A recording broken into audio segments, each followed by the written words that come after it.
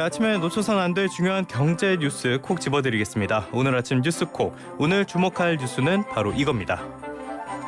3기 신도시에 기댄 정부 효과는 글쎄요. 최근 서울을 중심으로 수도권 집값이 다시 들썩이 나는 소식 여러 차례 전해드렸습니다. 어제 나온 한국부동산원 자료를 보니까요. 서울 아파트값 한 주 만에 0.28%나 올랐습니다. 수도권은 0.13%였고요.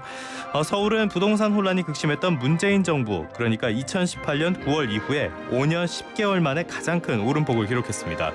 아무래도 서울과 수도권을 중심으로 아파트 공급 부족에 대한 우려가 커진 게 영향을 미치는 것으로 보이는데요. 정부로서는 발등에 불이 떨어진 셈이 됐습니다. 그래서 어제 지난해 9월 이후 10개월 만에 부동산 관계장관 회의를 진행했는데요. 몇 가지 대책이 나왔습니다. 3기 신도시를 중심으로 2029년까지 공공택지 물량 23만 6천 가구를 공급하겠다는 거죠. 분양 가격도 시세보다 대폭 저렴한 수준에 맞추겠다고 강조했습니다.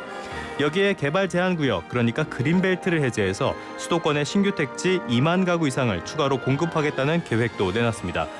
글쎄요, 이 정도로 시장의 불안한 마음 달랠 수 있을까요?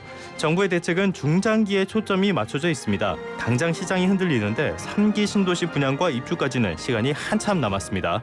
그러니까 공급 공백 속에 단기적인 효과를 기대하긴 어려울 수 있다는 뜻입니다. 하지만 정부의 상황인식 다소 한가해 보이기까지 합니다. 서울과 수도권의 공급 물량은 부족하지 않다는 건데요. 지금 문제는 인허가 감소입니다. 이거는 2, 3년 뒤에 신축 공급이 줄어들 것이라는 신호가 되니까요. 불안 심리를 키울 수밖에 없습니다. 여기에 3기 신도시 공급이 제때 이루어질 수 있을지 이거를 의심하는 시선도 여전히 남아 있습니다. 지금은 낙관론은 내려놓을 때가 아닐까 싶습니다. 그것보다는 고분양가 문제를 해결하고요. 전세값을 안정화하고 비아파트 시장의 침체를 해소할 종합대책을 고민해야 할 것으로 보입니다. 지금까지 오늘 아침 뉴스콕이었습니다.